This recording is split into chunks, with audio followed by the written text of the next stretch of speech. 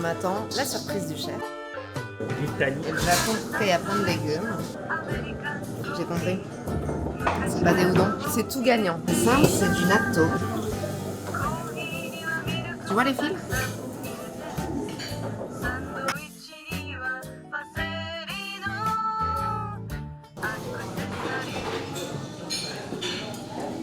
Merci Wadi. Moi, c'est ce que je préfère, les amuse-bouches, en fait, parce que c'est toujours la petite surprise du début de repas. Tu sais jamais ce qui va arriver. Ça change tous les jours. C'est une sorte, en fait, de velouté à l'intérieur. Donc, explosion en bouche. C'est très crémeux. Ouais, je pense que c'est du chou-fleur. J'ai parié que ce soir, la bille de velouté, c'était du chou-fleur. Exactement, madame. C'était velouté de chou-fleur. Alors ça, c'est un petit rouleau de printemps au poulet. Mais alors, le poulet, il est quand même légèrement fumé parce que c'est ce qu'on appelle un sumibiyaki. C'est-à-dire que c'est une cuisson au charbon de bois. Très bon. Alors ça, c'est aussi mon premier ex-aequo dans les amuse-bouches. Ce qu'on appelle un goma tofu, et on le traduit par tofu de sésame. Mais en fait, ça n'est pas du tofu, contrairement à ce que le nom pourrait suggérer. Voilà. Tu vois, ça ressemble à du tofu, c'est pour ça qu'on appelle ça comme ça. Mais ça a vraiment le goût de sésame. Et là, c'est frit.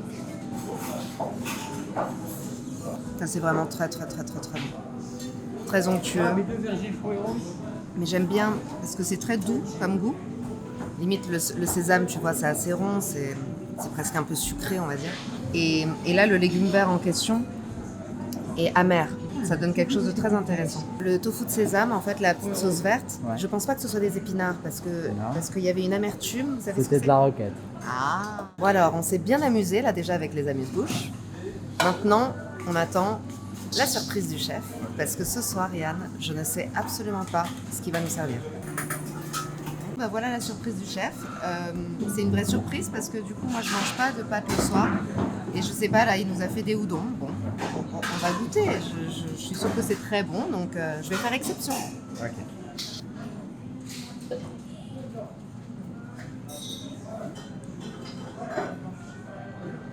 J'ai compris. C'est pas des udon. On n'est pas sur les pâtes.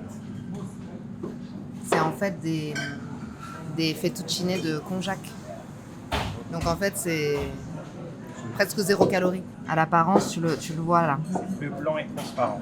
Exactement. On dirait vraiment des spaghettis. C'est vrai que si on ne prévient pas, et la sauce, il y a un peu de champignons, de nori. Non, c'est très bon. C'est très utilisé le konjac ou Ah oui, oui. Ça fait vraiment partie de la culture culinaire japonaise. This firm, tasteless jelly may not look like much, but it's got 0 calories and it takes years to make. Called konnyaku, it's created from the root of a special plant and has been made nearly the same way for thousands of years. Ce qui est génial, c'est que c'est sans glucides, sans protéines, sans matière grasse. D'accord ?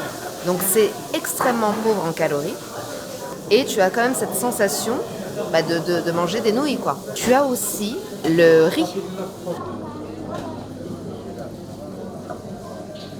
Ok. Alors là, Ça c'est ce que je préfère. ouais. C'est ce que je préfère même au monde, je crois. Alors, explique-nous ce que c'est, parce que... C'est simple, c'est du natto. Le natto, c'est des haricots de soja fermentés. C'est très très gluant. Et ça sent fort et ça a un goût fort comme du fromage, tu vois. Ouais, plutôt comme du roquefort que dans... T'exagères, pas du tout. Un camembert qui pue, ça pue beaucoup plus que ça. Okay. C'est un fromage que je fais un petit peu fort. Comme le vieux Lille. Vous voulez goûter? Non. Vous avez tort.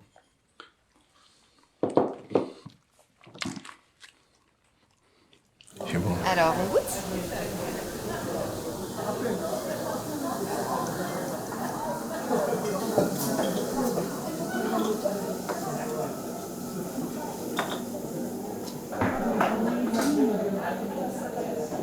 Tu vois, il y a le côté gluant là qui...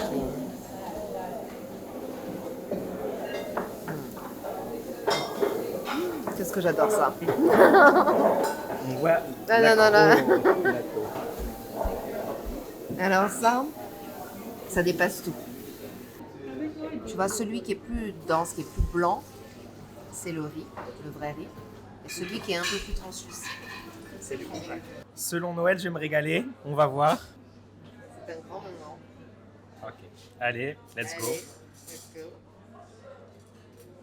J'ai pas ce goût fort, un peu lateux que j'avais la dernière fois.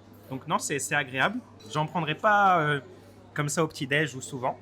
Ouais. Mais là, ça passe vraiment plus que je ne pensais. Et c'est vrai que le konjac, c'est incroyable. Hein. Je me dirais devant Oui, un bol de riz. Hein. Ça fait complètement l'illusion. Tu te rends compte?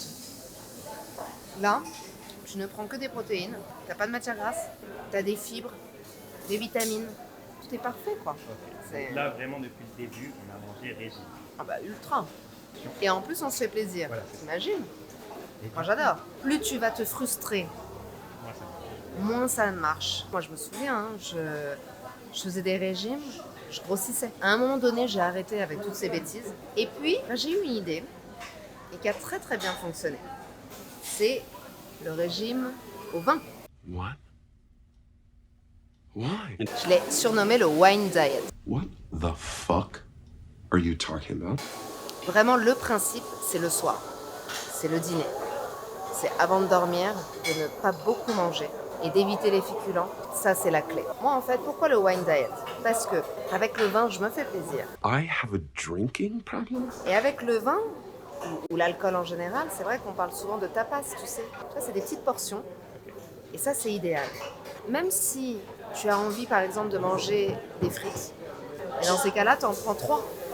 Donc, tu te fais plaisir, mais de façon, voilà, un petit peu... avec modération, les deux. Voilà, exactement, avec modération. Sachant que le vin rouge, je pense que c'est un des meilleurs alcools. Là, qu'est-ce que tu as? Là, c'est un petit Bordeaux. Je ne suis pas non plus tous les jours sur un grand cru, quoi, t'imagines. Mais enfin, j'aimerais bien, Romain. Ce serait un régime très très onéreux, mais... Belle robe vermeille, un peu violette, bel éclat, c'est un Bordeaux. Château Léoville-Lascaz, 1953. Caviar et grand cru. La mecque des régimes. Ouais. Mais tu sais, si tu prends un petit peu de caviar et quelques coupes de champagne, moi ce que j'aime, c'est justement celui qui n'est pas sucré et qui est donc extra ou ultra brut. Donc avec un minimum de sucre. Mais tu vois, un dîner caviar et champagne extra brut, pour moi, ça c'est mon wine diet parfait, tu vois. Je vais tester ce régime, peut-être pas la version caviar et champagne, mais d'autres versions. Et je te dirai ce que j'en pense. Voilà. Pour moi, quand même, la chose essentielle, c'est pas de frustration.